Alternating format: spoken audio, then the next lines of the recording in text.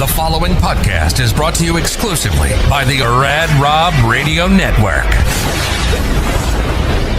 On this edition of Straight Up 5 with Todd McGill, we welcome women's professional bowler Diandra Asbaty to the show.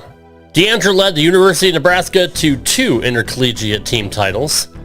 She has won 2 PBA Women's Series titles. She is the 2012 USBC Queens Champion. She won the 2022 Lucy with EJ Tackett. She's been inducted into the USBC Hall of Fame. She has competed all over the world. She's accumulated 60 international medals and spent 15 years representing Team USA. She's a mindset coach with Beyond the Lanes.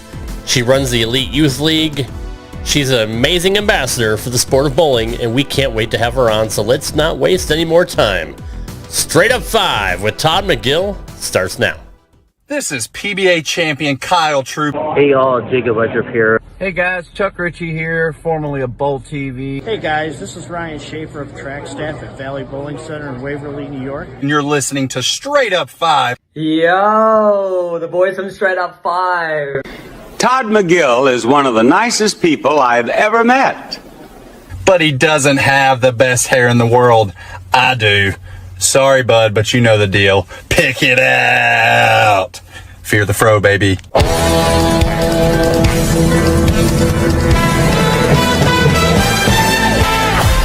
Welcome to Straight Up 5 with Todd McGill. A hard-hitting, cutting-edge look into the world of bowling. This podcast will not only feature bowling, but we'll give you a raw look into real-life issues. We've had the biggest and brightest stars from the past, future, and present on this show, as we strive to bring you the best the sport of bowling has to offer.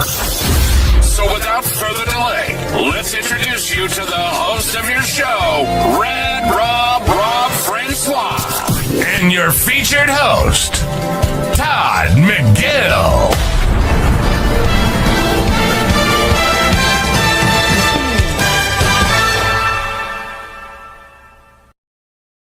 Hey guys, welcome back to Straight Up 5 with Todd McGill. I am your host, Rad Rob Francois. This is episode number 206. We have a very special guest tonight, but before we bring her in and before we bring our featured host in, let's take a look and see who's here in our chat. Adita 901, what's going on? Welcome to the show. We got Nico Puhar. Welcome, brother. Hello, sir. Philip Marks is here. What's going on, man? It's good to see you. Nico wants an I do. Here we go. I do. There you go. Always happy to give you an I do. Haley O'Connor, what's going on? Welcome back to the show. Philip says, hello, Diandra. I met you in Long Island at a clinic with Belmo and Mike Fagan. Hope you're doing well. That's pretty awesome.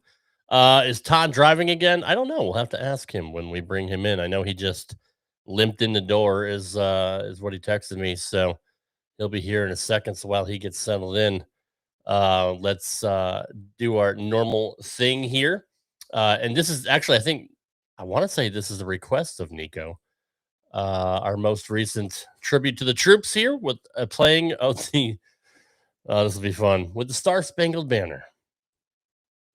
Oh, say can you see by the dawn's early light what so proudly we hailed at the twilight's last gleaming, whose broad stripes and bright stars through the perilous fight o'er the ramparts we watched were so gallantly streaming, and the rocket's red glare, the bombs bursting in air, gave proof through the night that our flag was still there.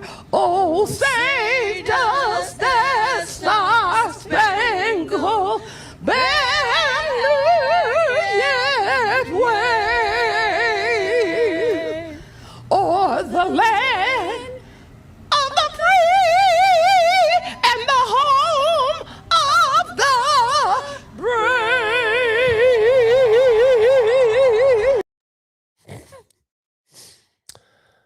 What a stirring rendition of our Star Spangled Banner. Not sure why the backup singer. I'm not even sure why any of them were there. I love it when they the backup singer just kind of pointed at her like, you take in the Rockets regular. Nico, thanks for that suggestion. That was yeah. Let me please welcome our very special. He's very special. Our featured host. He is the national sales manager for Bolify. He is the general manager of Gilmore Lanes outside of Cincinnati. Straight out of surgery, Todd McGill. Well, not straight out of surgery. What's up, brother? Hi, how are you? I'm doing well. You hanging in there? Yeah. That's about all I got. Yeah. That's fair. We had we had open house for Laney for school today at 5 o'clock, and we went straight from there. And no to answer. I believe that was Nico that asked. I am not driving yet. Not driving yet. Okay. So I got dropped off at Gilmore for a league meeting for a fall league that starts in a couple weeks, and I got out of there and text Dawn and said, "Hey, I'm ready." And here I am. I literally limped in the door with my cane about 3 minutes before the show was about to start. Hi, Laney. And Laney was there to help pick me up too. Good job. Good job. Haley wants to know, how did your surgery go? So the reason for my surgery was because I was having some terrible nerve pains going all the way down my left arm and my shoulder and all on my left side. And I'm left-handed. Go figure. I have not had the first nerve pain since the day of the surgery. So yeah, right. So far, so good. Sorry, I just made the dog bark. So far, so good. Everything's going very, very well. I'm still pretty sore. I can make it about, 45 minutes or so on my feet before I have to sit down.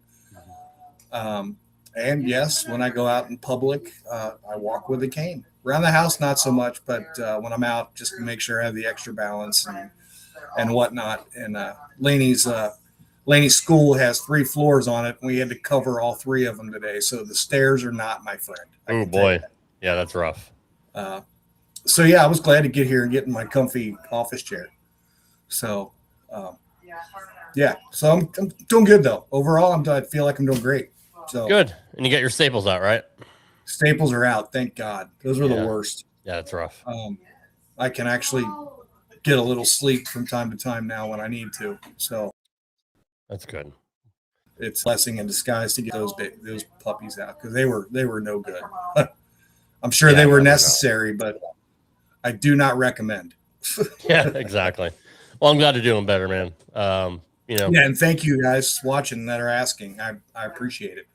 And actually, my dog, I don't know if you saw the post, he is on the same medicine I am now. He ran into a fence post chasing a rabbit last week. At the end of the week, we ended up with an overnight. It was midnight when he did it. Dawn was outside with him, heard him yelp, and we had to carry him in because he could not walk on any. He couldn't stand.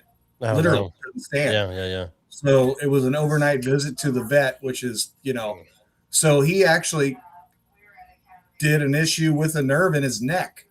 Wow. And he's on prednisone and gabapentin for his pain. He's starting to walk around and get back to normal puppy, but I think he just wanted to be like me.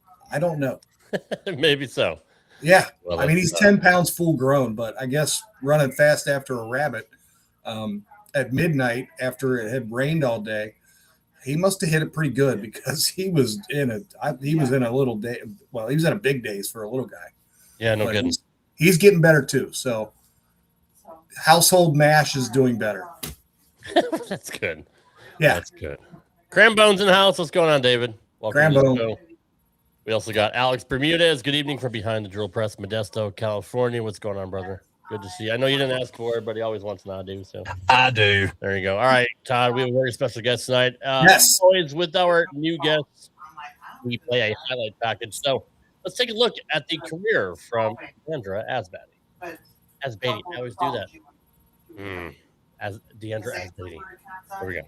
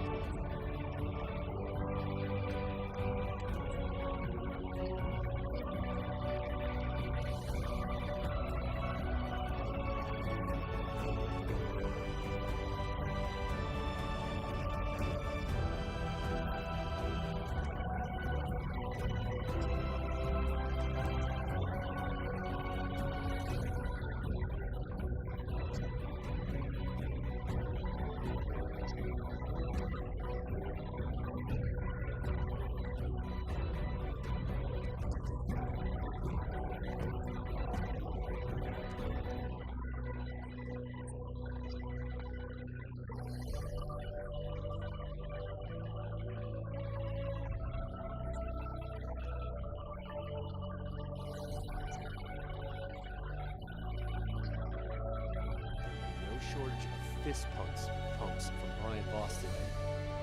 Does he have another one in him?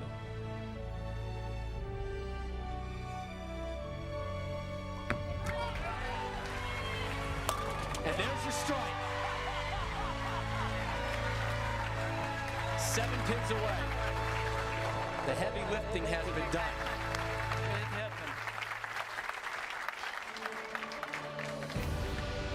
That wasn't just a strike, that was perfect. I mean, absolutely perfect. 7 or better on this shot, he's a winner. How about all 10 and the title? Voss is exempt next year. Mom to be Diandra gets a win. Voss gets his first title in 4 years. And they do it from the 5-seed spot. Spectacular bowling all afternoon from Voss and Asbaty.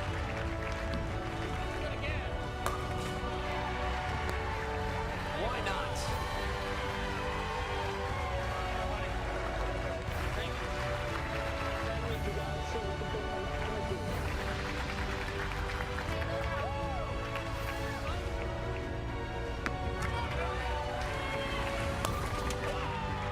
That was the strike to begin the 10th.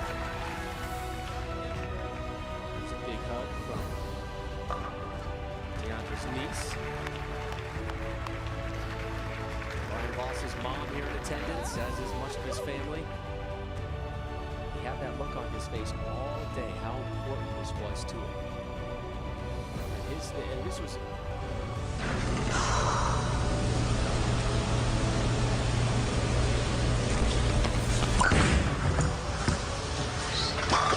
It is appropriate that she has another strike. She has been brilliant all night. And Diandra Asbaty, her husband John, celebrating. Madden at home is a happy man because Madden's mom is the USBC Queen's Champion.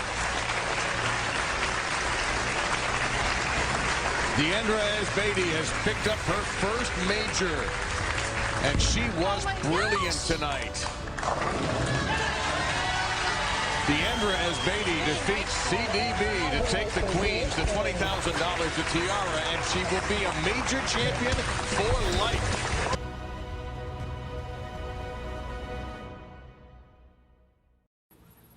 Ladies and gentlemen, please welcome our very special guest, Diandra Asbaty.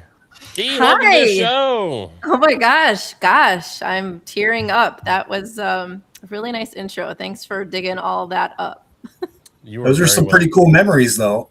Yeah, I noticed. Well, they're etched in my mind forever. But the things that I've noticed just watching it right now is one, that first title, there weren't even bowling jerseys yet. I was wearing an embroidered shirt. and two, I had a lot of hairstyles, which is kind of fun to look back on. Yes, you have. Rob and I do too. Yeah, I mean, it's, little jealous of that, but no, I mean, you won titles kind of, when women's bowling was in flux, right? The WIBC was no longer there. God, what else were they known as over the years? So before the PWBA, so LPBT. Yep, that's right. So they still counted as women's titles, even though there was the PBA Women's Series, but still counts. And it was really, really cool to see. And for me. Right, exactly. You kind of have CDB's number.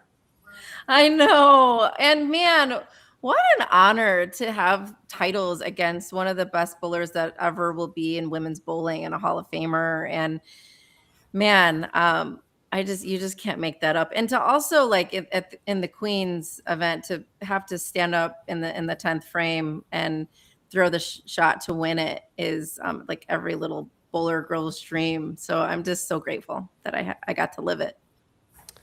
Yeah, your doubles win with Brian Voss was pretty special as well, man. That guy, number one, he's just a handsome man. The guy never gets old.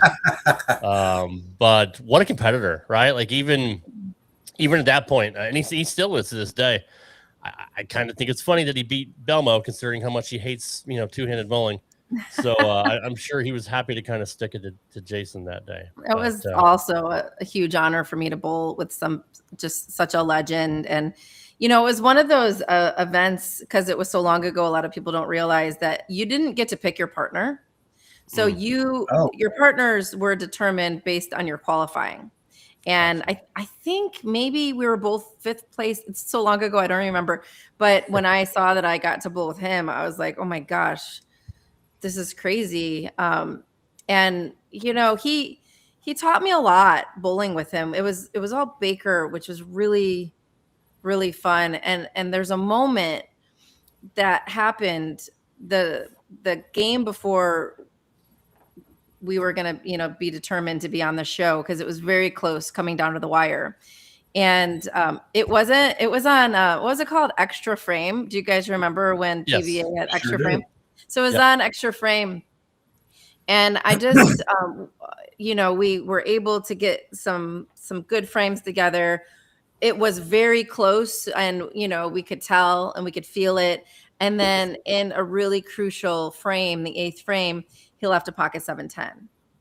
And I was like, oh my gosh, it was such a great shot. I can't believe it. And then he makes it. And that essentially got us to the show. And when we were interviewed by Randy, and I remember him asking Brian, what did you think when you left that 710 in that crucial frame? And he said something that stayed with me forever. And I now teach. And he said, well, that I was going to make it, because every time I leave something, I believe I'm going to make it. And I was like, wow, that is why he's one of the greatest of all time, because he believed no matter what he left, he just believed in himself so much. Yeah. And so then you fast forward to the show, and there was a frame that I left the 4-7-10. And in that moment, my first thought was like, I got it. I'm going to make it. And then I did. And then we ran the ladder, and then we won, and it was awesome. That is really, really cool. I didn't realize. Story. Yeah, I didn't realize that you didn't pick your partner. So that was that's kind of a cool little tidbit there. And then I mean the 710, especially on TV, when I remember when Mark Ross first made it for the first time ever. But Nowadays, it's a little bit more prevalent, but yeah, I was pregnant with Madden, and so I still rub it in Jason's face that he got beat on TV by a pregnant woman. That's pretty awesome. Well, he probably would say it was unfair because it was 3 against 2. That's right. I know. Belmo's so great. We've had him on the show a couple times. He's always been gracious with us, and obviously you guys have become friends over the years. Over the 20 years. I knew him before anybody knew him. I knew him before he had a name. Yeah, which we covered on Amanda's show, but we can tell that story here. Him and EJ, but we'll get into both. Yeah. But when did you first meet? Arguably one of the GOATs. Yeah, I'll never forget. Also, a very vivid memory in my mind. On Team USA Bowling the World Championships, Malaysia in 2003, and I was sort of like a couple years out of college. At my peak, I was bowling really well, and that's why I also I make fun of Jason because I was like in that moment, no one knew who he was, but everybody knew who I was at that tournament, and so I always kind of make fun of him for that. But I'll never forget people coming up to me, even from other countries that I was friends with, and they're like, "Did you see the kid bowl from Australia? He bowls with 2 hands," and I was like, "What?" Like granny style? What do you mean 2 hands? Like I hadn't seen it yet. And they're like, no, he bowls with 2 hands. And I was like, oh no, I hadn't seen it. So I went and found him and I watched, and then we ended up meeting at that event and became fast friends. Like he was like the brother that I never really wanted. And we kept in touch. This was kind of before internet was big. Right. That's how you go way back.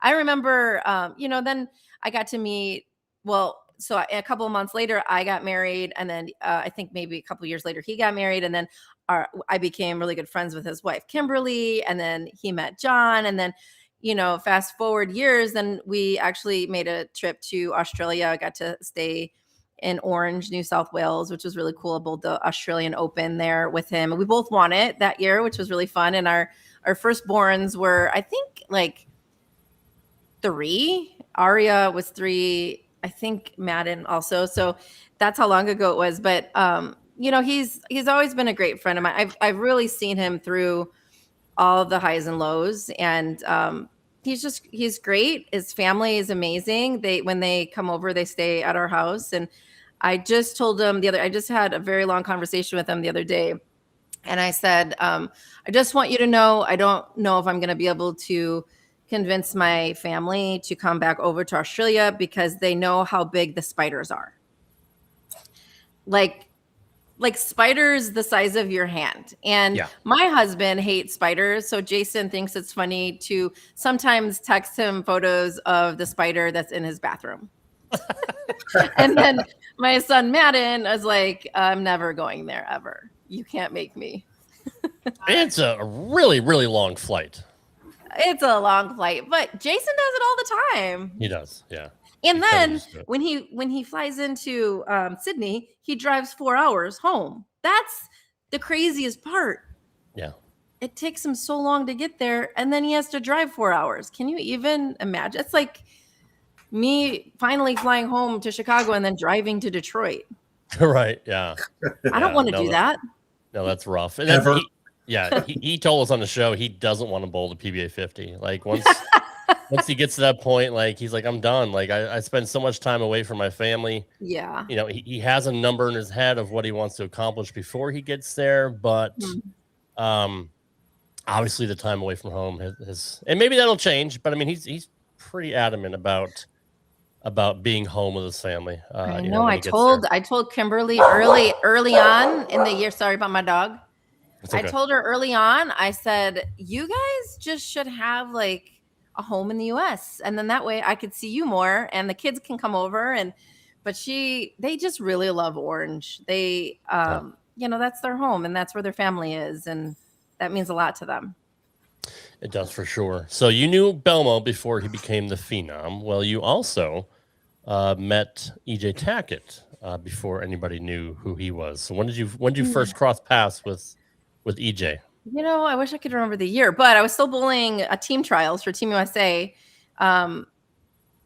Yeah, I don't even know. I just know I walked into the first day of team trials and some kid is like, "Hey, can I get a picture with you?" And I was like, "Okay, sure, yeah." So I went down, took a picture with this little kid, and I bowled the squad, and then I looked at the standings, and I knew a lot of bowlers at that time, obviously, and I looked on the men's scores, and I was like, "Who's leading? Who's EJ Tackett?" And I said, "Can somebody point out in this big field of guys who EJ Tackett is?" And then they pointed to the little kid. And I was like, I went up right up to him. I was like, "I'm sorry, should I be getting your photo with me and an autograph?" And that he was a kid. He was probably, I don't know, 18, 17. Mhm. And again, who would have known that maybe I'm the common denominator? Maybe so. There it Maybe, is. Yeah. maybe it's because of me. You should No, hang I don't around the think con. that. I think they were destined for greatness, were. and I'm so honored to be great friends with both of them, both amazing people. And yeah, and we're not just bowling friends; like we're actually friends, and I just really appreciate our friendship. EJ was on for our 200th episode, which was such an honor to have him on, especially with all he's done. Even before he went on this crazy streak, he's always a phenomenal bowler. Had a couple rough patches, but I mean, every pro goes through that. But really started to hit his stride, and to be a four-time bowler, 4-time straight bowler of the year, 5 in total, right? That's pretty amazing. So It's actually insane. yeah. Like, and he is just a normal, everyday, average guy who likes to have a cold one every now and then with his buddies and small town Indiana. Small town. I've been Yeah. to small town in his center, and it's small town for sure. Yeah, and you're right. He's a normal guy. And that's why I love bowling with him too. He's like the most nonchalant bowler for being as good as he is. Right. Like just easy to be around and easy to bowl with, and just an incredible talent. Yeah, he did the show from his truck because he's at his brother's house. He's like, I don't want to be interrupted, so I'm just gonna sit out here in my pickup truck and do the That show. sounds about right. Like, Yeah, that's literally what he did. I was His brother had just got a new house or something, and they had large animals, and he said, "I didn't want the large animals or all the commotion of a new house, so I just figured I'd come out and sit in my truck." It's like, okay.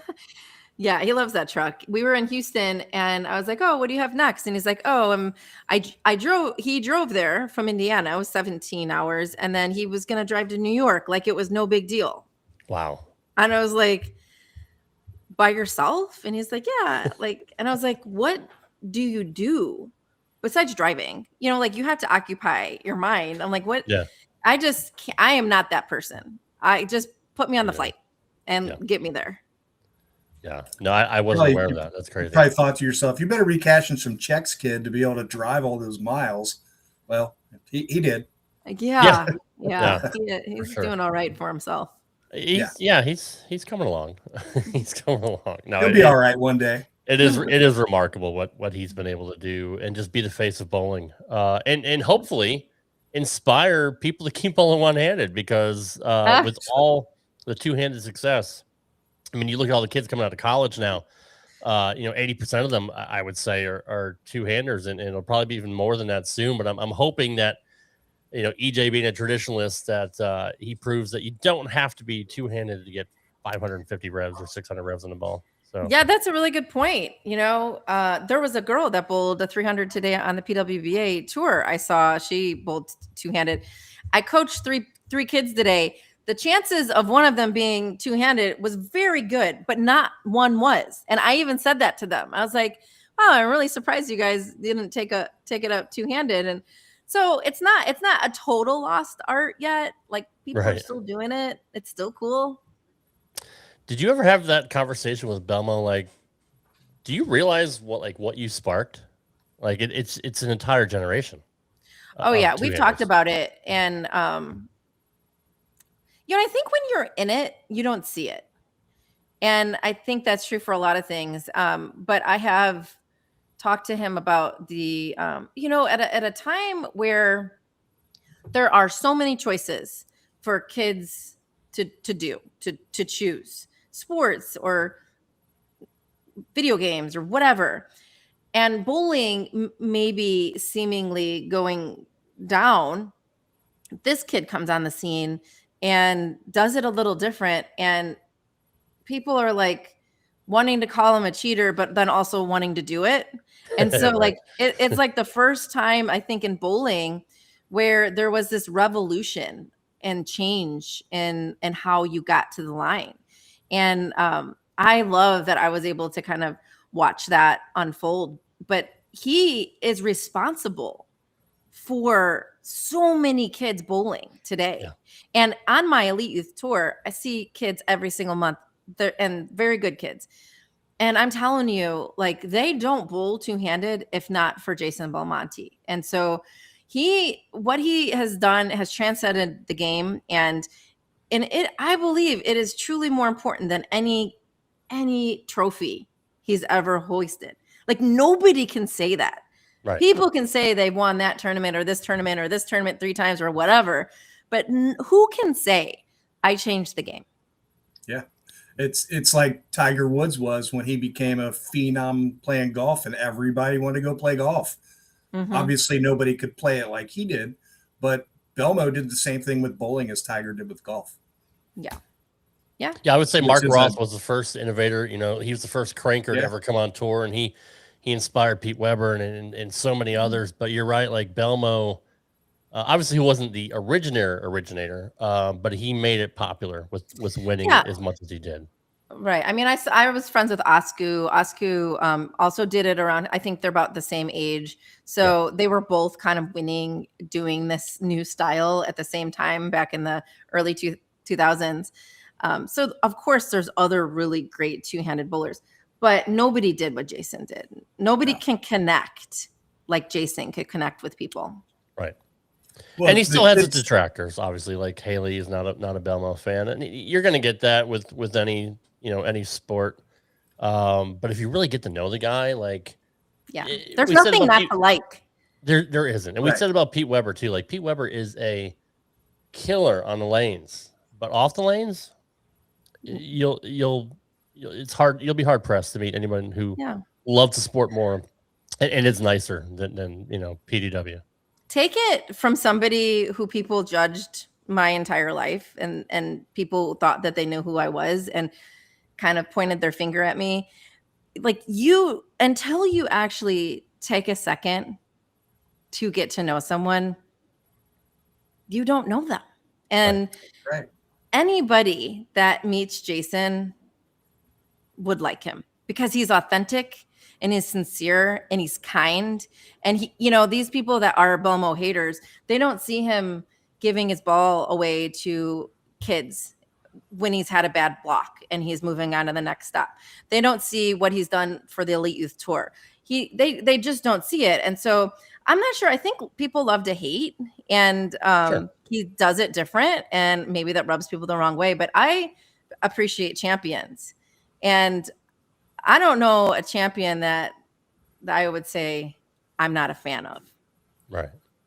I mean, go ahead, Todd. Sorry. Yeah, I was just going to say my Belmo story. The first time I was fortunate enough to meet him was at the PBA team event that they had in Portland, Maine.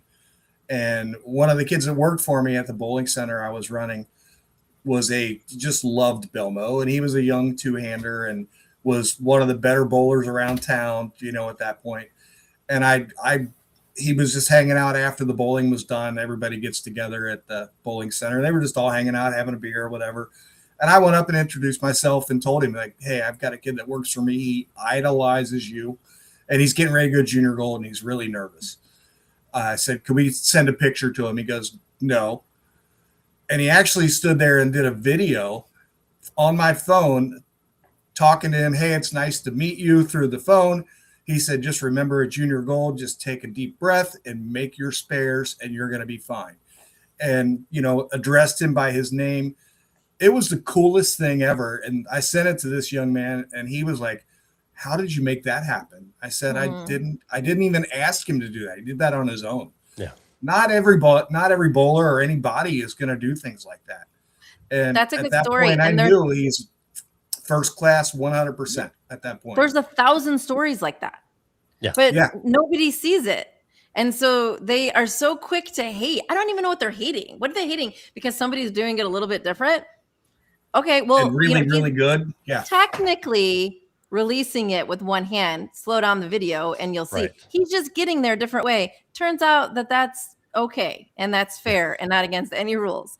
So I don't know. I don't really understand the whole, I'm just not a hater. And so, maybe I don't agree with the way people show up in the world, but that's on them. It has nothing to do with me. Yeah, no. When somebody is the best at what they do and they are that person, everybody likes to not like that person or have an opinion. Right. I think it's winning too. Like he won so much, people just don't like winners. They get jealous. Yeah, like, what's up with that, exactly people? It. Yeah. What is and I went through it too. Like back in the 2000s, like even in college, honestly, I had some really hard times in college where people were trying to tell me who I was. And I'm like, but I'm not that. Like people would say that I was fake for being so kind. I'm like, all I'm doing is being authentic. And this is true. Yeah. It's not fake, but you want to put a label on it and paint me as somebody that I'm not. And so that's just what, I don't know. It's a little bit unfair for those of us that are sort of in the limelight and the spotlight, that we're just judged. No, it's true. And I mean, you can take that on almost any sport. People hate the Yankees because they won 27 or 28 world championships. Jeff Gordon, when he won everything in NASCAR, or Jimmy Johnson, when he won 5 championships in a row. It's just people are most likely jealous. And there's so many that I know that they're jealous of guys like EJ and Belmo. You're right, Lewis. There's a lot of people out there that don't like EJ right now. And I see it all the time on Facebook. How could that even be possible? It's like I know him as well as any of the pros that are out there, and it's like, how do you not like this guy if you know him at all? How could you not like him? Because people love to hate. And they don't know him. So listen, I'm from Chicago and I love the White Sox, but guess what? I don't hate the Cubs. There are so many people that do. They're just like, they love to hate. And I'm like, I'm a Chicago fan. So I hope Chicago wins, but I am more a White Sox fan because that's how I grew up. So I don't know. I just think if people took that energy, that like negative energy, and like flipped it into something that was more uplifting and optimistic, maybe they would be happier too. Like it can't feel good to hate people.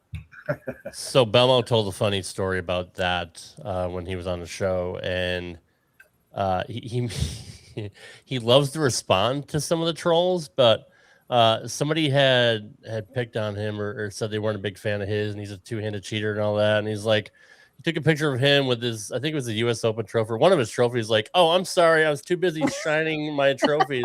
I saw that. He did that on the social media post. Like, dude, you gotta cope in different ways, and it's so brutal out there on the interwebs because people are so gutsy, and they will say so many things, and I just want to encourage people to be kind. Just like, let's all be like grateful for what we have, and let's cheer each other on. There's enough space out there for all of us to like get the wins in our life, right? We don't need to step on other people to like feel like I'm getting ahead. Yeah, keyboard warriors. There it is. That comment was directed for all the keyboard warriors out there. Yeah. I think keyboards have induced more warriors than drinking and getting up some courage to actually some liquid courage. Keyboards have done more damage, I think, lately on the internet because people have, and there's no repercussions for it at all. Well, because they make up burner accounts too. So you don't even know. So they're also hiding behind somebody that's not even their name. I mean, I don't know. Especially Facebook now. Let's and now they can post anonymous. They can now on Facebook you can have a weird nickname. Like, wow, that's even worse. Like, I can't believe they let that happen. But getting back to just last story about Belmo and how kind he was when we were doing our 100th episode. I want to buy a cameo from him and have him post a video. Congratulations on 100 episodes. And when he saw that it was for JP Jr., he messaged Johnny and says, "Your host Rob there on the show you do. wanted to buy a cameo and have me, congratulate you guys on 100 episodes. He's like, I can't charge you for that. He's like, that's stupid. He's like, I'll do it for free and I'll email it to you. So he did, and then in that video, which you see a snippet in our intro, he's like, so I saw you had Robert Smith on. You're having Robert Smith on for your 100th episode. He goes, what's the guy got to do to get on this show? And we thought he was just joking, right? And he's like, he was legitimately pissed that he wasn't asked. He wasn't asked to be the 100th guest. We didn't ever think we'd have a chance of landing a guy like Jason. And not only did he do that, but he did 150th episode as well. So I mean, he's just that's great, and gave us, between the two episodes, almost 4 hours of his time, as busy as he is.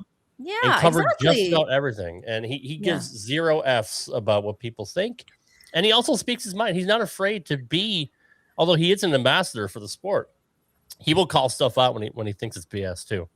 I mean, when you're been called a cheater for half your career, then you kind of need to have some thick skin and be able to stand up for yourself, right?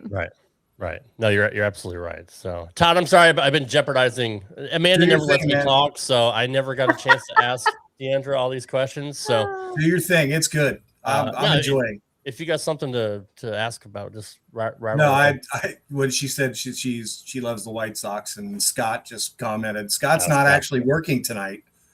We're both Reds fans. We're in Cincinnati, so we're actually rooting against the White Sox tonight.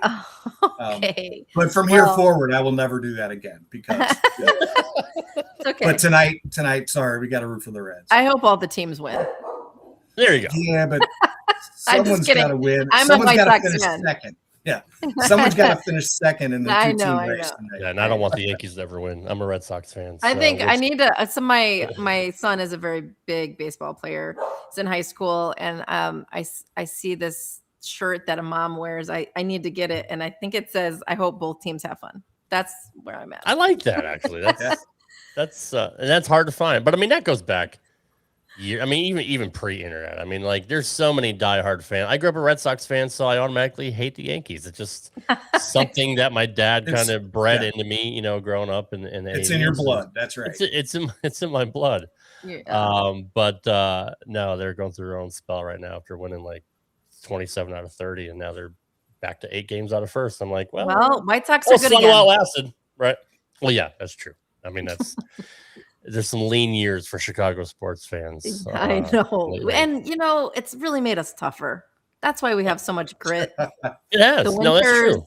The sports teams. You had to be a little bit jealous of the Cubs winning, though, right? No, I was. We listen, I think my son was like, what year was that? 20. Nobody remembers. 19-ish? I don't know. Yeah, he was like 8 or 9, and I let him stay up and watch it. It went really late, and we watched it together. So I was rooting for them. I think it's incredible. Like I said, I'm not a hater. I was so happy for Chicago. It's been so long for them, which is crazy. And then the White Sox haven't won since Ozzie Guillen was out there. So he just got his number retired the other day. That's cool. Yes, he did. Haley wants to know, how did it feel to be paired up with EJ for the second time for the Lucy? How'd you guys do? And did it bring back memories from your win in 20 or for you and you guys won in 2022? No, yeah, we won in 2024. We've actually bowled 24. Wait, is it or 23? What year did we win? 324. I think that was our 4th time bowling together, which I don't know if you know this, but EJ hasn't bowled with the same partner more than 3 years in a row or 2 years in a row. So I feel really honored. Yes.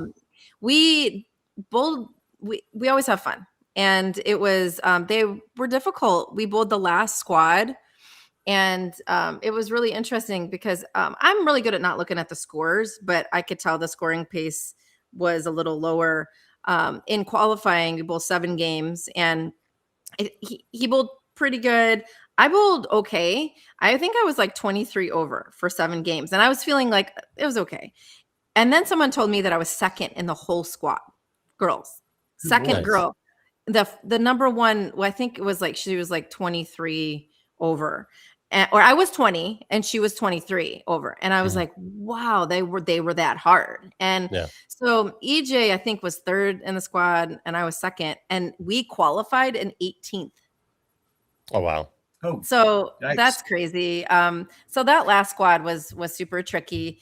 We, on Sunday, they're always really different. And I just could not get the right ball reaction to give us some strikes. So we didn't make the second cut, but like I said, super easy bowling with him. We did our best. It's always, it's just always really enjoyable. And we're really there for a bigger reason than winning a title. Like striking out breast cancer is such an incredible initiative. And Donna Connors is such a great leader that, I mean, you know, she's a good leader. Look at all the pros that show up and want to support, and the pro-ams raise so much money, and we got to be just a part of all of that. So honestly, I think that is one of the biggest. Yeah, you got, see, you even have a shirt. Nice. Yep, I had somebody that was down there send me a shirt and a sweatshirt, so I had to That's support awesome. in my own way. Yeah, so and what's really cool, that I don't know if you guys know this, but the Elite Youth Tour that I have founded, the SATX, which is out of San Antonio Youth Tour, and Striking Against Breast Cancer, we are partnering for the very first youth Striking Against Breast Cancer mixed doubles in October. That's awesome. So, but that is going to be more like that tournament I won with Brian Voss, where you don't have to come with your partner.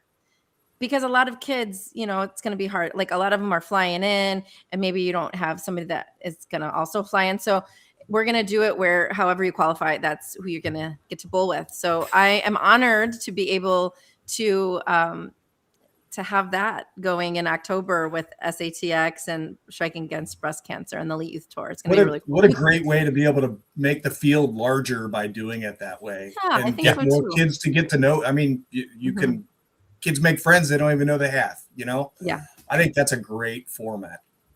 Yeah, thank you. I'm excited. Yeah, I met my very best friends in the world. In fact, my very best friend through bowling when we were 12. Who's that? What's her name? What's his name? His name's Warren Craig. He never became a pro, but we bowled junior leagues together at Bradley Bowl in Windsor Locks, Connecticut, which is where I'm originally from. And just here we are almost 40 years later, still best friends. So I love that. Bowling does bring so many people together, even though it's kind of considered a niche sport. I love the fact that you guys can get all these kids together and like Todd said, maybe meet some lifelong friends, and sharing the bond with the sport that they love, and doing it for a fantastic cause as well. So I'm really happy for you guys. Thanks. I actually, to that point, which is a really good point, that bowling brings people together. I see it every month on the Elite Youth Tour. I see that these kids start when they're like 8 years old. They meet on the Elite Youth Tour. They become fast friends. They make sure to stay at the same hotel at Junior Gold. They travel around together. And, the bowlers that I think of right away are Landon Jordan, Griffin Jordan, Gianna Brandolino, and Abby Starkey. They started my tour when they were 8, and then they grew up together. They won USA Bowling. They won Junior Gold. It is really cool to see. When I started the Elite Youth Tour, I really didn't think it would result in this community of people that really are meeting on the tour and then becoming lifelong friends, just like you had said with your friend. So I think that is the best thing about bowling. It really is. And it's been such a blue collar sport for so long, right? It's just it's a family sport. It's something that was always, it used to be relatively inexpensive. It's not so much anymore, but I'm still glad that people are doing it. But yeah, like, I don't know where I'd be. I wouldn't be doing this show if I never started bowling, back in the day, and had amazing coaches and so much fun with junior leagues, bowled the JBT for many years. And then, getting into scratch leagues and stuff like that. Like, bowling has always been a part of my life ever since I'm, 5 or 6 years old. And to see the next crop coming up, whether it's, what you guys do with the Elite Youth Tour or what they do in Texas or all around the country and all around the world, honestly, And then watching, like I told, I said on the show when I went to Smyrna, Tennessee a few months ago and watched, the Colleges Bowl. It's such an amazing atmosphere watching all the teams standing up the entire time, rooting each other on. That is a very, very long day. And I was there to see Weber and Skak Bowl with the Bone Brothers. Cool. And, got to see Del Warren do his thing in person. Those are two pretty good bowling programs right there. You think so? Yeah. Yeah. Scat Savannah is very good. And I think they actually won that day. But watching the sectionals was super fun. I get excited when I see young bowlers because it just brings me back to that time when I started and how much fun I had and how much the sport has meant to me. So I really think it's a cool thing that you do with the Elite Youth League. But let us know how you wanted to get involved in that when you actually started it. Oh, I actually started it I was on the plane going to the Queens that I won. And I think maybe, cool. That was a really significant year, I guess, for me, because I came up with that idea. I remember I called Jason and I was like, hey, we should start a youth tour. And he's like, okay, let's do it. And we both had no idea how to do it. Right. All we knew was how to bowl tournaments. We had no idea how to run them, but he was really helpful in the beginning years, getting sponsors and just like getting set up. He came to some events early on when he was like in between his events here. And so we've been going strong since 2012. I just redid our website. People can check it out at eliteyouthtour.com. You can see sort of like our history there. And I'm so proud of it. We've had some of the best bowlers come through, like Jillian Martin, who was 8 when she started, and now she's a 2-time major champion, which is insane. Yep. Or Kevin McCune, or Cameron Crow, or there's so many that kind of got their start on the Elite Youth Tour. It's such an honor for me to be there, like through it all, to see. Like I remember Gianna Brandolino, who's so great. She bowls for Shannon O'Keefe at Jack State now. I remember when she was 11 down by the settee, just crying because she couldn't keep her emotions together, and to see someone like that, such a fierce competitor at that age, just dry her tears and suck it up and try to figure it out and keep coming. And it really showed me who she was even at a young age. And then, she went on to win Junior Gold, and then she's on Team USA, and it's just, man, I feel like a proud mom when I see these kids grow up. I was going to ask you that. Like, you must feel like a mom to all those kids and just kind of mentoring them and be so proud of them, obviously, when they're successful. But that's it's got to be very, very rewarding, to kind of have your fingerprint and all that. Yeah, and I've been doing a lot of thinking about it lately, and I just, out of all the things I've been able to do in this sport, and I've traveled the world, and I've, been able to cross a lot of things off my bowling bucket list. But I think really, truly, the number one thing is the Elite Youth Tour, because I know that I'm having impact and that I'm using, bowling as like a vehicle to do good. And I'm so glad I could be in the position to do that, and to also have the support of so many sponsors. If anybody wants to sponsor the Elite Youth Tour, just contact me. I know it's rippling out. And besides the friendships that are made, the amount of money we've given $474,000 since 2012. We're almost at $500,000. We're going to probably hit it this year. And that was born from people that didn't even know what they were doing. And I think sometimes you don't have to know, that you can just kind of figure it out along the way, and it will morph into whatever it's supposed to be. And I'll tell you what, it's way more than I expected it to be. So I'm going to tell them every month in my morning announcements, if you guys keep showing up, we're going to keep showing up for you. And so that's what we're doing. 14 years is a really good run. You guys are blessed to have that still going. And for those that don't know exactly what it's all about, just kind of give us a brief rundown of what you guys do, how many tournaments you have, and what the schedule kind of looks at, and how can they get involved? Yeah, so we're in the Chicagoland area. We'll go anywhere. We had an event in Rochester, New York, a couple of years ago. That's way we'll up there. go. Yeah, we'll go wherever people want us to go, and we give out scholarships 1 and 4. We qualify bowlers for junior gold. Not only are people bowling on sport shots every single month purposely hard so that they're ready for junior gold, but also I always wanted it to have this like mechanism of charity. It is a nonprofit. It's a 501c3. But I wanted to really make sure that these youth bowlers knew that they can make a difference in the world.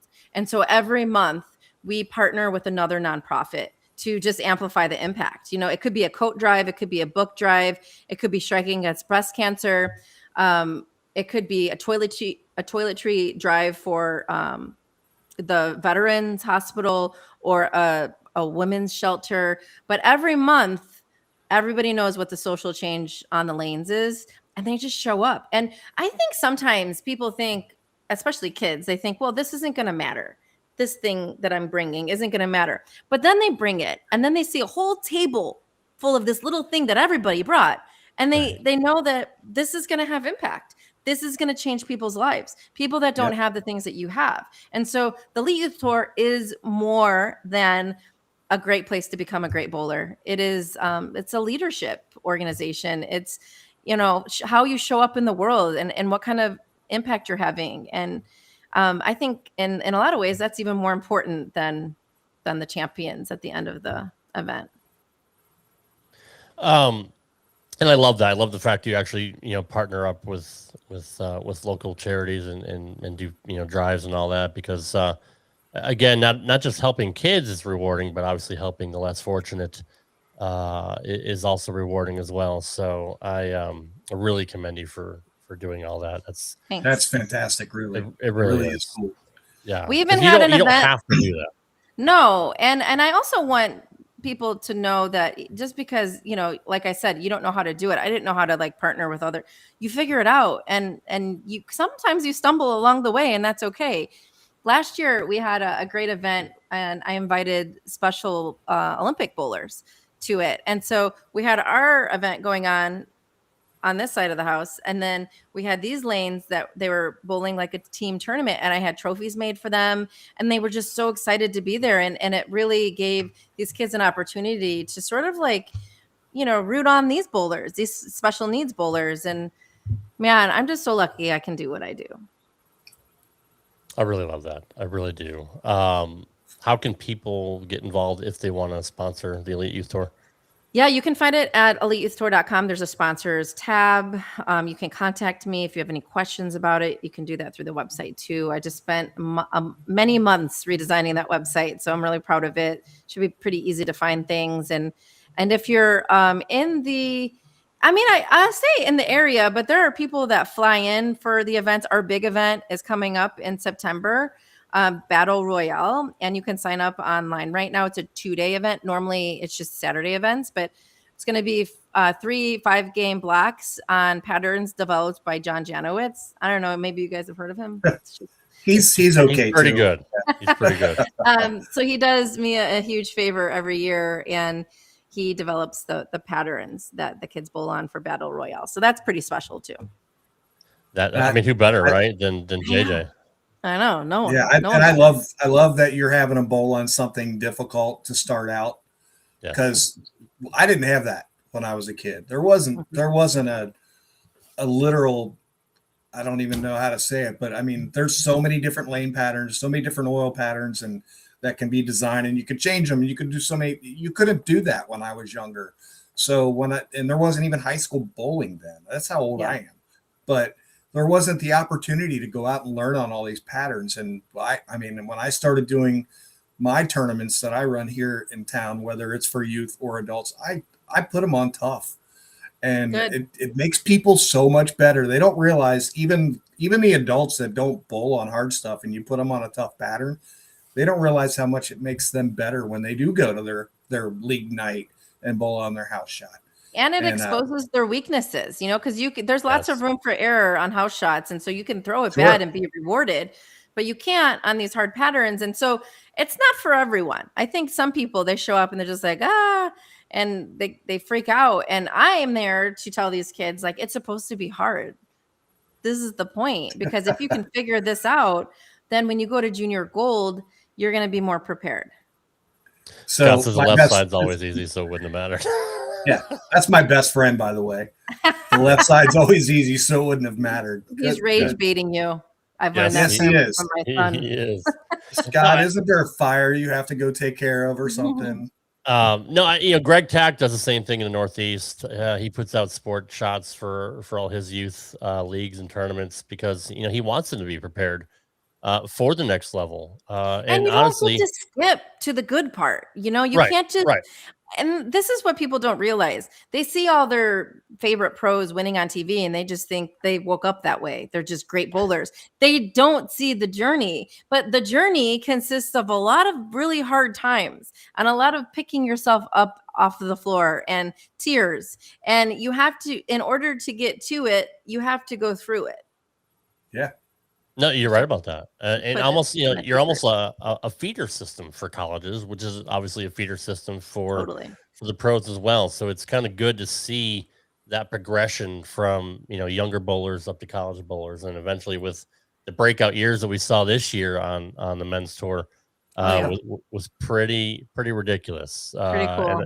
And, we asked EJ about it. And he's like, man, I'm not even I guess I'm the old guard now, right? Like, it's just we funny how quickly it changes. Like he was the young guy, Jason became the old guy, and now EJ and I had that conversation also in Houston and how we felt about it. And I got a good opportunity to talk to him about his season was exceptional, but for most of it he didn't win.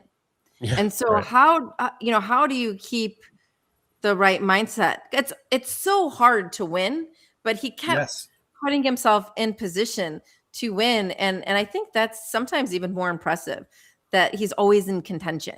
And then you finally find a way, because really anything can happen in a game, right? It goes very fast on TV. Anyone really could win because both are very good. But somebody might shoot 300 at you in the first show. Exactly. What are you going to do? 300 and 299. Right. Yeah. With Austin and Brandon.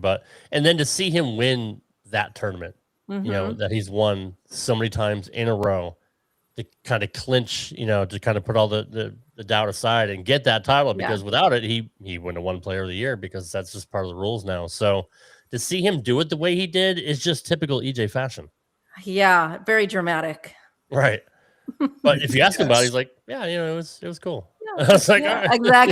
Exactly.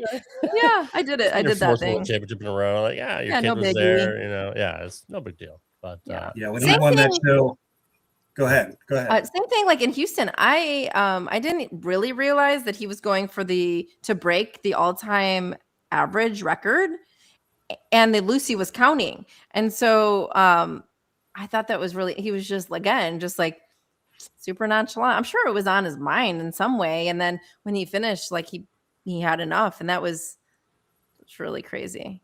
I did tell him that I feel like I played a part in that record, because he only had to bowl 4 more games that Sunday. If we would have made the cut, if I would have had better ball reaction, he would have had to keep that average up for 12 more games. Yeah, that's rough. So I mean, you're welcome. You're Great job. Yeah. He's like, hey, I'm really close to this number. Can you tank a couple shots here so I don't have to bowl? No, I told him that what I said, and he's like, I would have rather won. I'm like, I was kidding with him anyways, but I think it's great. But he always wants to win. He's just the ultimate competitor, and we've seen that out of so many, in any sport, the top guys. I know you're a big Michael Jordan fan, but I mean, to be the best of what he did for so long, was such a remarkable thing to watch. I still go back and watch old videos of MJ on YouTube and just watch him just dominate people, just make people, just driving on 5 different guys and making them look stupid. I know, and I can't even believe there's a question if he's the greatest of all time. I don't know where you guys stand with that, but come on. We're back with the haters again. No, he's the greatest. Just because LeBron played 20 more seasons than Michael doesn't make LeBron the best. Just like Emmitt Jordan- Smith wasn't the best rusher because he played for 30 years. So I mean, Yeah. it's just, it is. You play long enough, eventually you're going to have all the records. Yeah, exactly. Right. So, so you're also a mindset coach. I do want to get into Beyond the Yeah. Lanes. What made you want to kind of dive down that? Because you got all this other stuff going on. I know. What made you want to get down that path? I've got a lot of tabs open in my mind. She wasn't busy enough, so she figured she'd take this on. Yeah, Why just not? like my computer right now has so many tabs open. That's a lot Yeah. like my brain. So in 2020, when everybody was locked in their home, I was able to put my head down and develop something that I've always wanted to develop, but never had any time. So that was one of the good things that came out of COVID is I developed Beyond the Lanes, which is more about personal development and using what I've learned through bowling and all the life lessons that I've learned to help people show up better in the world. And so I also just redesigned my website, beyondthelanes.com. I have a lot for everyone. I have focused a lot on parents also of youth bowlers because I feel like no one is paying attention to them. And, it's hard. You guys are parents. It's hard knowing how to emotionally support your child, especially on the lanes. And so I wrote a book called Out of the Settee, and it is all about how to emotionally support your child on the lanes. And I think everybody has very good intentions, but they don't I just had a little session at Junior Gold called Mental Game and Milkshakes. And the last 30 minutes was with parents. And one of the first things they said was, stop telling your youth bowler to relax. Like no one in the history of ever has relaxed by someone telling them to relax. It doesn't work. Think about it. If I was like, just relax, like it's not effective. So things like that they think that they're helping, but that's just like making them more tense. So I am working with parents. I have started this new really cool program called 12 Frames to a Stronger Mental Game. Every frame is a different topic and it's 1 hour virtually. I just had a really great session with someone today. And it's not about how to make a 10 pin or a 7 pin or a 2-8. It is, how do you know who you are? How are you showing up? How do you handle pressure? How do you focus when there's all this interference that is happening on the lanes? So that's a product I'm doing. I'm also next week going to Detroit, where I'm partnering with Turbo to have a workshop called the Champions Framework for high school bowlers there. I'm also in September hitting a college here in the Chicagoland area, and I'm going to be meeting with college teams. So I'm doing a lot of different things, but all around the same sort of topics, which is how are you showing up? How are you handling pressure? What not to do? How do we drown out the interference? Because there's so much interference in bowling. So you can find out all about it on beyondthelanes.com. There's a lot of freebies there too. There's a freebie that I just developed called All the Mental Mistakes I Made So You Don't Have to. So people can just sign up and it'll be delivered to them. And, you're welcome because I already went through it all. I'm going to take advantage of that one because I need that for sure. So what did you do to put yourself in that mindset to be able to do all these amazing things? I just have always been a creator. I have a nurturing soul. I want to help people. I think that the experiences that I've had in my life have taught me. I've always, said that like all the life lessons I've learned in life was from bowling. And I think that if you're open to it, you really truly can learn from every experience in your life, even and most importantly, the hard ones, because I've learned a lot of really hard lessons. And I think people like to sweep them under the rug when those are like the moments that you really need to expose and grow from. So I just, nobody's really asked me that before, but I really believe that my heart is in a place where I just like helping people. And I don't think I know it all. I just know that I've been through a lot and I know I can help others through things too. What does the PWBA tour look like for you? Which I know you have so much going on, competitively wise. How often do you get out there and actually compete? I hit a handful, and I don't feel done, but obviously it looks different for me, right? I'm bowling against girls that are, some of them are in college, some of them are just graduated, some of them are doing it. A lot of them are doing it full time. They don't have kids, they don't have businesses, they're not married. Their life looks different. And I remember when my life looked like that. It was like I dedicated my life to being one of the best in the world. And then I was fortunate enough to get there. I'm not there anymore. And I'm not trying to be. And I think one of the things that was really hard with that transition is that nobody told me when I was younger that this isn't going to last forever. And that one day you're going to decide that you want to be a mom and have a family. And your life is going to look different, and you should let it. It's going to change and it's going to evolve, and you should let it. And so now I feel like I can be that for other girls that are on tour, that I could say, like, this is great, this is what you're doing, but just know in the future it could look different. And you're not less of a person because of it, right? Just because I'm not trying to be the best in the world anymore doesn't mean I'm less than. It just means that my priorities are different. Like, I want to be one of my biggest goals in life was to be a mom.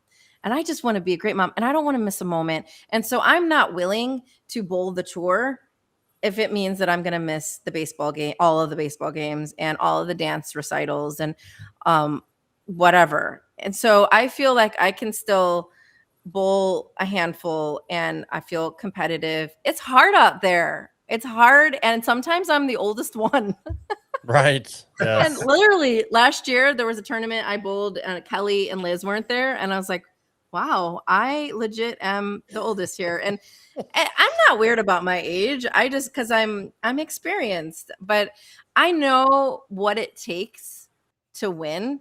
And I'm not interested in putting that time in, cause I'm spending that time on other things that are important too.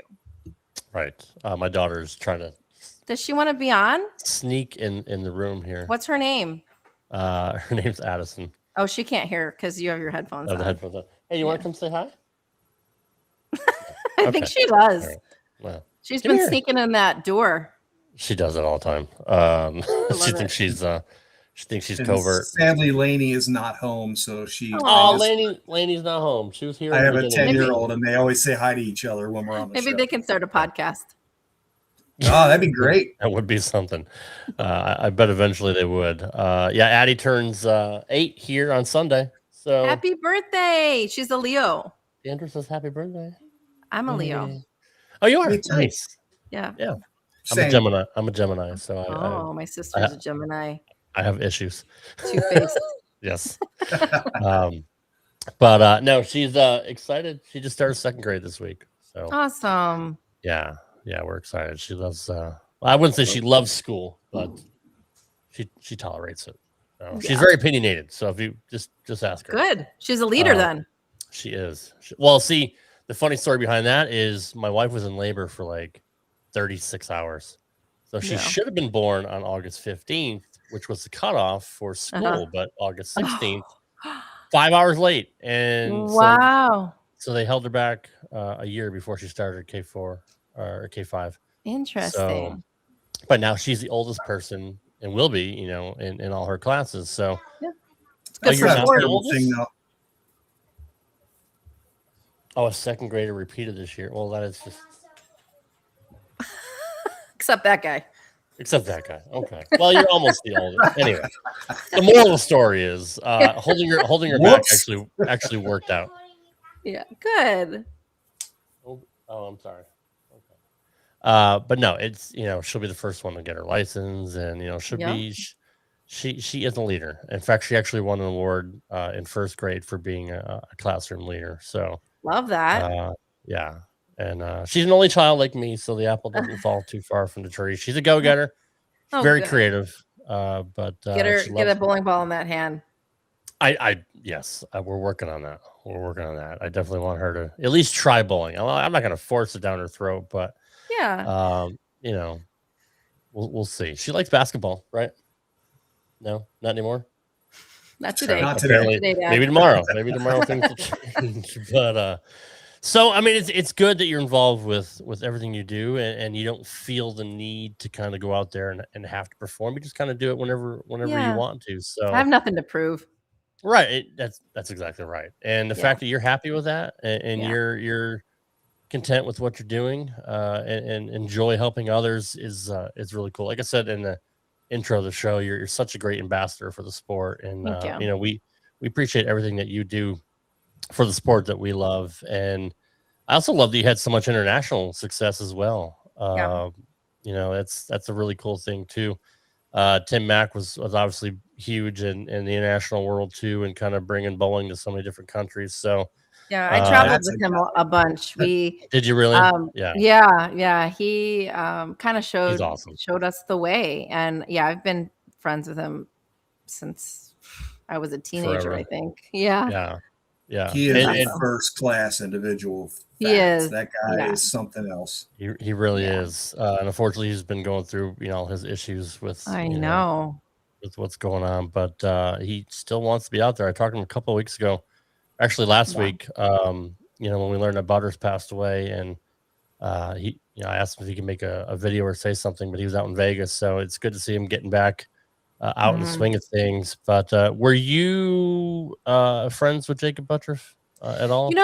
I think everyone was, honestly. Like, Right? I wasn't close friends with him, but every time I saw him, he had a smile on his face. And he was so well liked in the industry. It's just so tragic and so sad, and feels so unfair that somebody with such a bright light is taken so young. And but man, we should feel so grateful for the impact that he had when he was here. For sure. Because he was such like a light that, I mean, just listening to other people's stories, and it really it says a lot about him. It really does. The day he passed, I was just scrolling through Facebook and just seeing so much love and outpour, and reading all those stories. It's just amazing. People that he just happened to meet, randomly and take a picture with him, just meant so much to them that, he would stop and do that. And you're right. He was always fun loving, even when he had so much going on, even after losing his mom and Yeah. what that did to him, which really did take a big mental toll on him. Mhm. But all the promise that he had as a bowler as well, and we saw him kind of get back to form this year, and made a show. Yeah. And it was such a shock. It really was Yeah. such a shock when I got that text from a friend of mine. And just like we said last week, hug your family a little bit tighter. Check on somebody every now and then just to see if they're doing all right, because you never know. We're not guaranteed tomorrow. That's But the thing that it does, right? That such tragic news like gives you such a different perspective, and it kind of like slaps you across the face and makes you realize this isn't forever, and that you shouldn't waste time hating on people, and tell people you love them and do something nice and surprise others, and just show up with kindness and light, and because you just don't know. Yeah, you're right about that. Todd, anything left for Diandra before we wrap it up here? I don't think so. I mean, you answered a lot of questions before I had a chance to, because I was going to bring up, how Sorry. do you prefer? No, you didn't. She did. Oh, okay. I'm so About, sorry.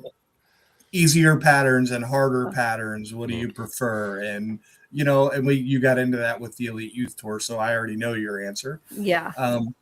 But no, I follow a bowling. I mean, I have almost my entire life, and you are definitely a great ambassador for the sport. I've never met you. We may have been in the same building and didn't know. Yeah, except for right now. Now we're friends. That's right. And truly a pleasure to have you on the show and get to know you and your light and how positive you are. I wish you could just sprinkle that fairy dust to everybody. Oh, I do. Well, I'm sure you do, but I wish it could. I know. Seep in. It would just make the world a better place. And yeah, it's a pleasure to hear you talk and what you do. And thank I think you. it's more than fantastic. And thanks for what you guys do in bowling. You know, bowling needs people like you to help others tell their story and to hear your stories. And I love playing straight up five, so that's great. Right? I'm old Well, school, we're so both yeah. left-handed, so it's the proper name for the show. That's funny. It Yeah, is. but you know, you guys are doing a great job. Keep it up. Thank Well, you. thank you. We appreciate that. And anytime you want to come back, you know, we'll have you back on. We'll revisit what you got going on and touch base. We always love Just to have invite me. You know, Yeah. I will.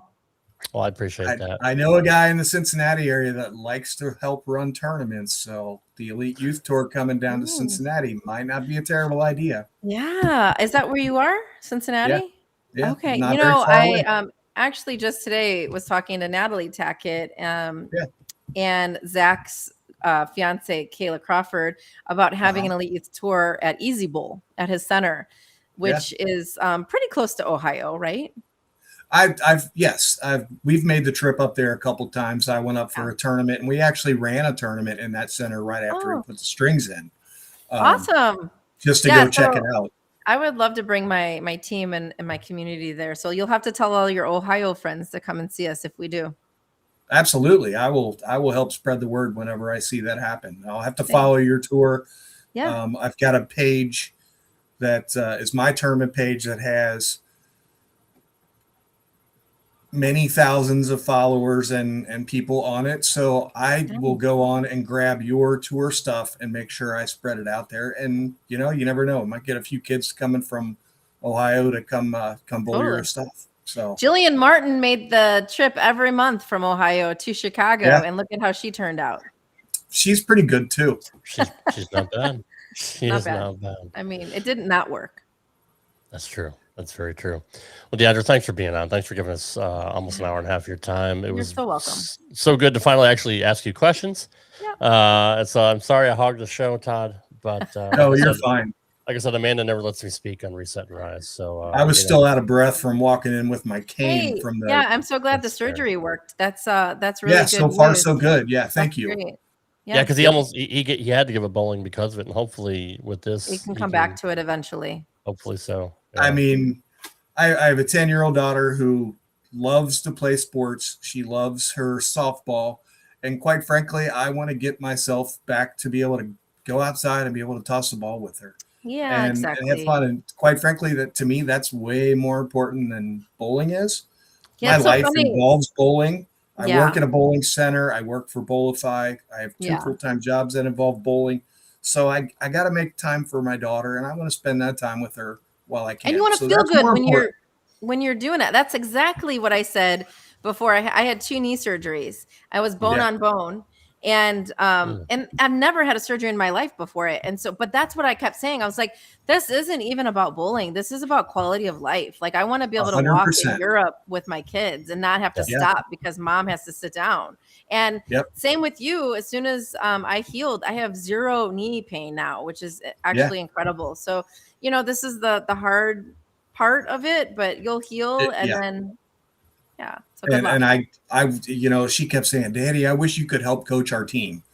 And it's like, you have no idea how much I would love to coach your team because you guys need some help. But maybe next year when it's time, maybe I'll be able to get out there and give them a hand. And I would love to do that. So that's cool. That's awesome. Good luck. Diandra, thank you so much. You're welcome. Thanks, you guys. You're welcome. We'll talk to you soon. I appreciate you coming on. Thanks. Have a good night. You too. Bye. Bye. Always amazing guests on the show, and she's no exception.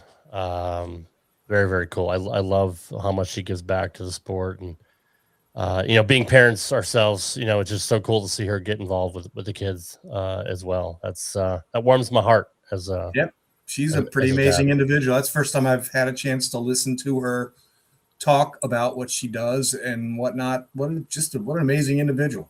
So she really is. And you know, maybe we could get some chapters of the elite, the Elite Youth Tour out over the country. That's something maybe we can help start one day. Who knows? I'm in. Because like I said, I'm all about helping out the kids because that's, bowling was my first love. Like I said, that's where I met my best friend and so many other friends and especially you and get to talk to great people like Deandra and everybody else we've ever had on the show. I will always have a soft spot in my heart for bowling, and it's just really cool to see how much he gives back. That's really awesome because you don't find that much nowadays, especially from pro athletes. Like you see a lot of stuff the NFL guys do, and I know a lot of them probably have good heart behind it, but I guarantee since each team usually has a player or two that helps out with their local charities, that they're probably being forced to do that just by the league. But to see Deandra do it with such a warm and giving heart is really special. Yeah, it's very cool. It really is. So next week, I would like to get Mr. Hoinke on the show if we can make that happen. Okay, I can make a phone call. Yeah, because I really want to dig into his mind, especially with his family legacy in your area with the Hoinke Classic and the Hoinke Super. Yeah, the Super Classic was the Super Classic. It was like bringing Las Vegas into Cincinnati for a weekend. It was something. It was special. It really was. My stepdad would always go out from Connecticut and bowl that as well. So I mean, we always knew about it. And I mean, this is like way pre-internet. It's such a big deal, almost like when life was fun. No kidding. Almost like Lilac City in Rochester, became their big thing up there. Every territory kind of had their own huge tournament, the high roller in Vegas and all that. But we always knew about the Hoinke, and it'd be kind of cool to learn the history behind, how his family got that started. So I would definitely see if we can bring him on next week. I will certainly make a phone call, or I'll have Scott. Scott and him are fairly close, and we'll see if we can make that happen next week. Hopefully he's available. I appreciate that. What we got going on right now, Bowlify? So we are just in the last couple days of the buy 3, get 1 going on, getting ready for the league season. But I'll tell you the big thing that's going on for Bowlify right now. If we've got some high school bowlers that are watching or high school coaches, get in touch with me because we take, just like we were talking about, we take care of the kids, and I'm getting high schools calling or emailing or whatnot 5, 6, 7, 8 a day right now. Wow. And we're not even busy yet. Right. So, I mean, a lot of schools haven't even started back yet, but it's starting. And it is, this is a fun time of year for us. So if you've got high school players that are looking for their, for jerseys for your teams for this year, we do great deals on it. And I mean, literally just give us a shout. Todd at Bowlify.com literally is all you have to do is email me and we can get you set up. But yeah, we've got the deals going on for the teams. We've got the high school season getting kicked off. We've got our Bowlify.ai site that's still got $40 off. Basically an intro, and the AI thing is really, really cool if you haven't had a chance. It is. You can have t-shirts made. We can Bowlify.com. It's that simple. All the sales are right there on the top of the header. And if you have any questions, hit me up. You know where to find me. But best way is email Todd at Bowlify.com, and we'll get you set up. And if you want to support the show, you see it right there on the screen. But for those listening on the audio platform, if you want to represent your favorite bowling show, Straight Up 5, and get a jersey or a t-shirt from Bowlify. Yeah, sorry, I'm out of uniform today. Yeah, no, it's fair. Let's look at I got the TMT too. I love Todd McGill tournaments, best tournaments in the country. But if you want to support the show, especially me personally, you can go to Bowlify.com/substore/radrob, and you can buy this jersey right here, Straight Up 5, with that handsome big face old ugly bug right on the front.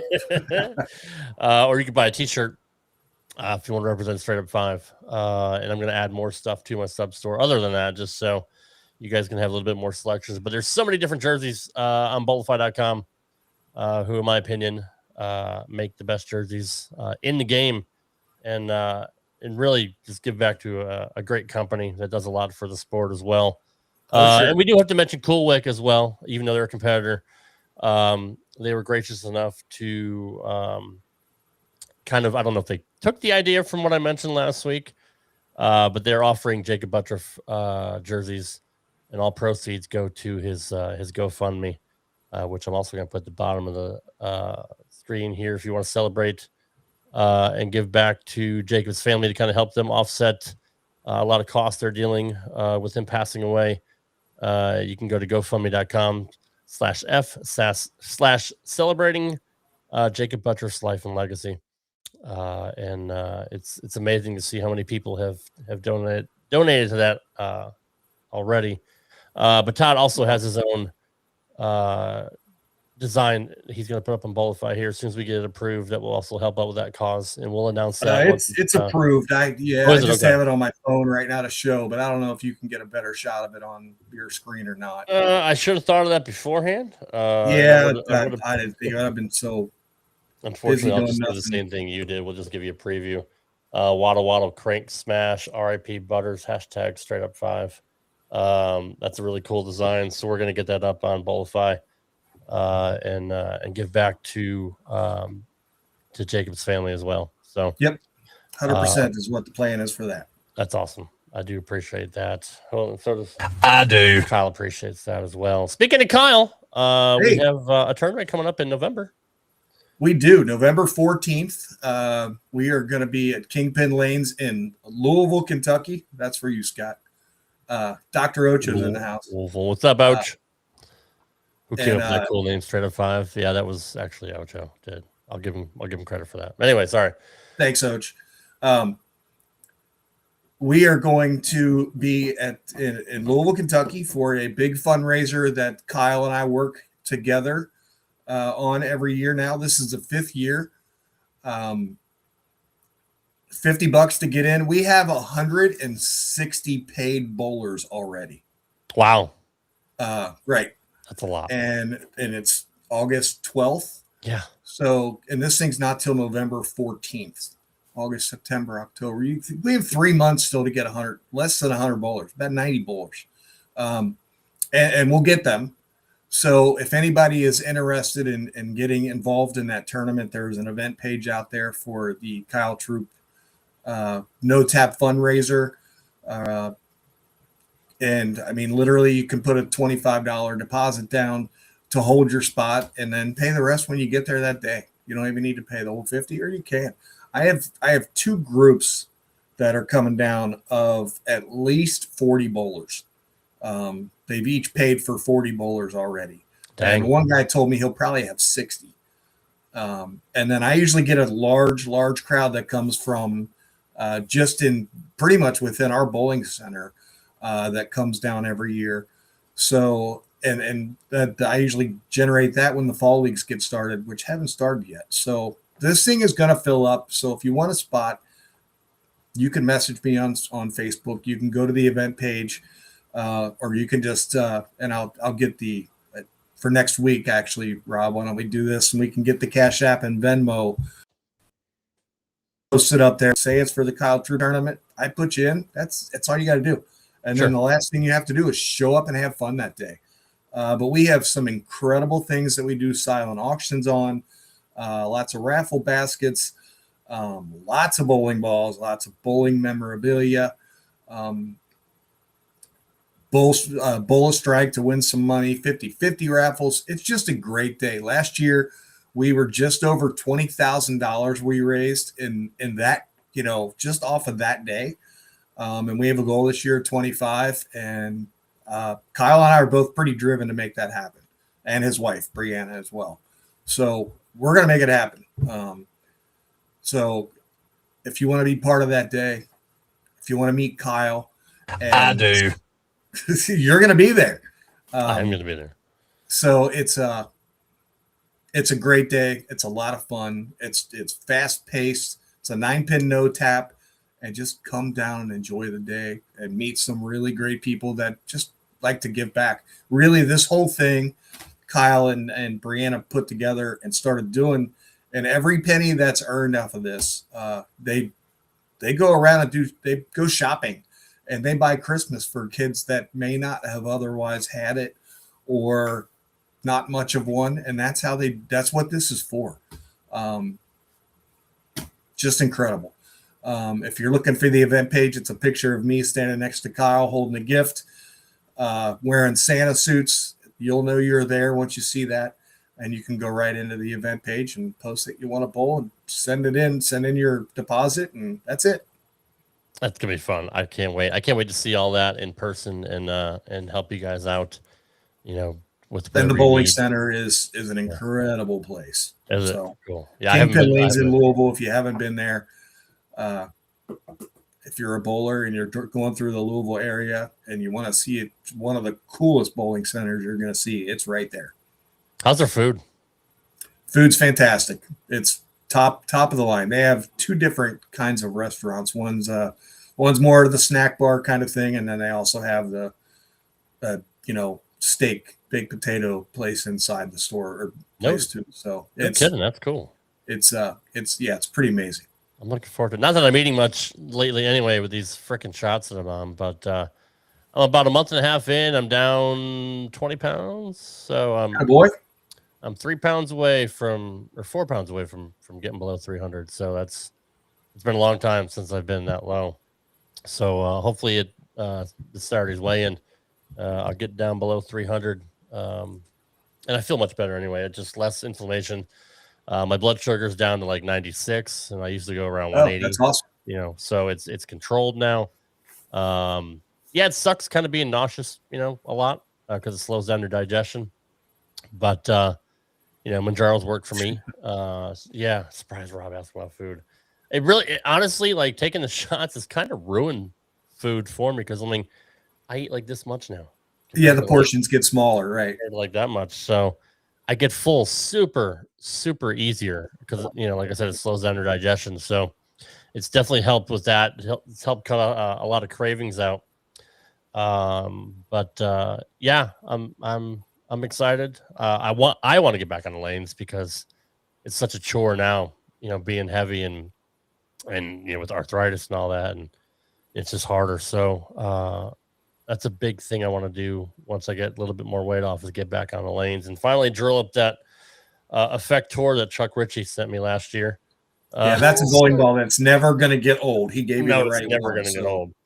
Yeah, I look forward to getting back on the lanes. So, well, we want to thank Diandra Asbaty for coming on again tonight. Such an amazing woman, fantastic bowler, and such a great ambassador for the sport. So we can't thank her enough for coming on. And Todd, always good to see you as always, brother. Yes, sir. I'm glad you're doing better, and hopefully you'll be 100% come November because you're going to be a pretty busy boy that day. So yeah, they told me about 6 to 8 months for a full recovery. So yeah. Well, but I'll be good to go by then. I'll be all right. If not, I'm not one of those scooters you can just run up and down the lanes with. Man, I'll tell you what, I drive one of those around every time I go to the grocery store now. Hell yeah, dude! Why not? Oh yeah, I mean, I'd take my cane, I can fold it in half and put it in the thing. If somebody gets in my way, I can put it back together and smack them out of the way. Yeah. But I will tell you, the cool thing about riding in one of those is there's a whole different part of the grocery store that I've never seen before. Like those lower shelves actually have things on them. Which you never. Somebody's losing a signal here. Are you still there, Rob? Yeah, I'm here. Can you hear me? Okay. But yeah, there's things on those lower shelves that you can actually see when you're riding those little carts. When instead of being 6 foot tall and all you can see is like this far up, there are things this far down. And I bought things there just because I could see them now. You're like, I didn't even know that was there. I don't even know that was there. Do you guys have this? That's hilarious. That's pretty cool. But no, I'm having fun with it. I know it's a recovery thing, and I could sit around and play Woe Is Me. And Dawn has actually been pretty incredible, putting up with me and putting up with having to drive me here or there whenever I need it, and other people stepping up to help give me rides if I need a ride to go down to the lanes or back. And I mean, I'd lose my mind if she wasn't around. So shout out to Dawn and Lainey, of course, too. Lainey's been a big help too. That's awesome. So without the two of them here, I don't know if I could have made it through this recovery. You got a great family. I can't wait to meet you all in person once we get to Louisville. Scott must have logged off. He's not working at the lanes tonight. We've said Scott is a fire chief, and he is. I mean, that's what he does for a living. He's a fire chief in a local community here. Yeah, and we have had anybody in the Midwest that's watching. We have had so much rain. We had the worst thunderstorms yesterday that we've had around here that I can remember. It was horrible. I got pictures of a wall cloud, shelf cloud, whatever that pretty much went right over our house. Oh wow. And it was scary. Like we were in the basement yesterday. It was frightening. And there's tons of flooding where Scott is the fire chief at. There's a river that goes through very close. It runs all around. It's a feeder into the Ohio River, and all these little feeders are starting to flood. So Scott is working overtime, helping people that are having trouble with all the flooding around. So shout out to Scott and everybody that is helping in this area and the entire Midwest that has just been drenched with rain for the last 3 days. Yeah, it's been the wettest summer I've ever been involved with down here in the South. It's crazy. Like every weekend, it seems to rain, so I have to always mow my lawn after work on various nights because it literally has rained almost every weekend, and not just a sprinkle here and there, but like torrential downpours. So it's not just been little. It would be nice just to have a good steady rain, but it's not. It just comes down in buckets. It's been bad. Yeah, Nashville got hit pretty hard this last weekend too, so that must have been the same storm that came right up to where y'all are. So yeah, it's crazy. It is crazy. So hopefully anybody that's watching is safe. And my parents, I talk to them every day, but they were without power. Fortunately for us, we did not lose power, but my parents lost power. They're 85, 86 and 85. They lost power for 24 hours. And it's hot. Yeah. And I called last night to check on them when the Reds game was on, and just to see how they were doing. They were listening to the Reds game, just hanging out, listening to the Reds game together. They've been married for 67 years. Yeah. Wow. Yeah. And I said, is there any update on when the power is supposed to come on? And my dad, just as laid back as could be, said, well, whenever they decide to flip the switch, I guess. and he's like, we're just sitting here listening to the Reds game. And at that point, they hadn't had a hit. And I said, well, it's a good thing you're not watching it. Yeah. And then they end up winning last night. But yeah, they got their power back on today. So I was very glad to hear that. And I'm sure there's still people around town that are still without power, and not just here in Cincinnati. Columbus, there was a picture that made the internet of a tornado actually picking up a car and flipping it over in Columbus, Ohio, which is a couple hours up the road from me. Oh man, and, it was crazy. It was scary. Midwest got slammed these last couple of days. A tornado touched down in Parkersburg, West Virginia yesterday. Yep. See, I'm kind of used to that because we're in kind of tornado alley here. Yeah. We get used to the alarms. Like it used to scare the crap. Yeah, out it was rather frightening. Yeah. So yeah. At least you have a basement. See, we don't have basements here in Tennessee because Rocky Top, obviously, everybody knows that famous. I hate that song. God, I hate that song. I hate the University of Tennessee. I'm just gonna say it. I am not a UT fan, but and I hate that song. But yeah, it's very rare to see a basement in Tennessee because there's so much rock in the ground. It just costs too much to blow it all up and build a basement. So we have to hide in our bathroom where it's not touching any outside walls. So I'm kind of jealous, that y'all have basements up there. Yeah, I had messaged the owner of Bolify because we've been very busy, and I messaged him and said, hey, I'm going to be off the grid for a little while. We're in the basement. There's tornado warning. The sirens are going off, whatever. He said, basement, I'd be on my front porch. And he's not wrong. I was out on the deck watching this cloud come in. Yeah, taking pictures of it. Yeah. Scott had just texted me and said, you guys need to go downstairs, because he saw the radar, what was happening. And he saw that the shelf cloud was literally right over Jungle Jim's, which is a huge grocery store 5 minutes from me. Yeah. And I went outside to take a look and see what it was all about. And I got pictures, and all of a sudden the wind just kicked up, and it was windy, but not like that. And I was like, yeah, I don't move as fast as I normally might. So I think it's time to go downstairs. So yeah, we went down there and just listened to it pelt the house and the windows down there for 40 minutes until we came back upstairs. But not everybody's that fortunate. So anybody who was not, we're thinking about you, and hopefully everything's fine with you and your families. Absolutely. I agree with that. So, all right, guys, we appreciate everybody hanging out tonight. We always appreciate our fans and our support. We always have the best chat in bowling. So always want to say thank you to anybody that watches now live or restreams it on YouTube. We appreciate all of our local sports. Did you notice my bowling pin? I do. Surprise! Wait, I do. I do. Yeah. I leave Kyle back there where he's on one of my bowling pins, so he's always in the background watching the show. He's always watching. Yeah, we love it. So, all right, guys, we'll see you next week. Have a good rest of your week. We'll see Bye, you next guys. week. See you next Wednesday.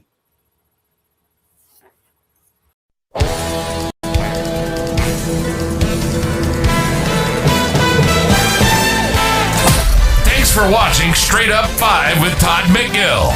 You can follow the show on X at Straight Up 5 Pod. You can follow Todd on X at TMT Bowling. And you can follow Rad Rob on X at Rad Rob Entertainment. Follow the show on Instagram and TikTok at Straight Up 5 Podcast. We'd love to hear from you. You can email us with comments, questions, or suggestions at straightup5podcast@gmail.com. We'll see you next time for another edition of Straight Up 5 with Todd McGill, right here on the Rad Rob Radio Network.